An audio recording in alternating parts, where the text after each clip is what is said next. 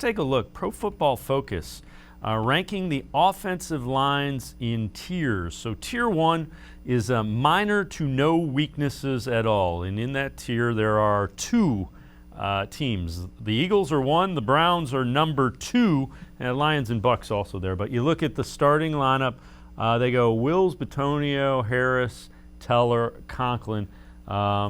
Pretty strong Browns starting offensive line. You see the amount of snaps Conklin missed. Wills was playing on one leg, and now Harris comes in to replace J.C. Tretter at center. And Mac, when you look at that offensive line is really good, and it's important to note, Nick Harris hasn't started, but Nick Harris did practice as the number 1 center most of last year because J.C. Tretter didn't practice at all basically last season.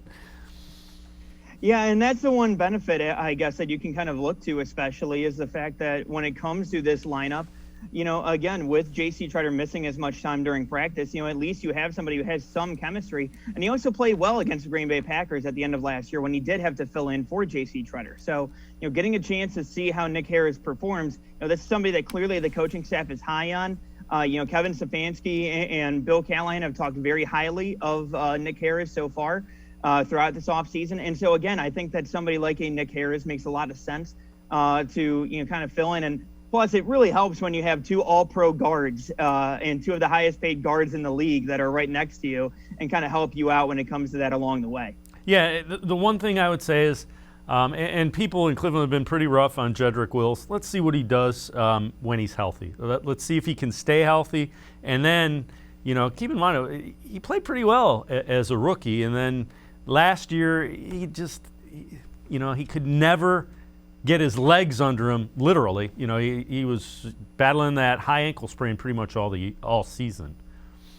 Yeah, and that was the one thing is that I remember at the beginning of last year, being on the air on the Fan and really bringing up the fact that, since week 1, it was trying to push him back out there against the Houston Texans, trying to push him back out there against the Chicago Bears until they were forced to sit him down. And, it really felt like throughout the season that he was really kind of struggling to kind of, like you mentioned, get his legs underneath him and really trying to hit the ground running at that point. But, at a certain point, when it comes to Jedrick Wills, he's somebody who, again, like you mentioned, he was really talented in his rookie year. I was excited to see how he was able to kind of build upon that as well.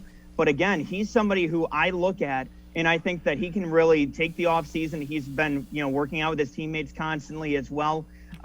He's somebody who I look at and think can really, break open and really kind of showcase what he's able to do this season for the Browns.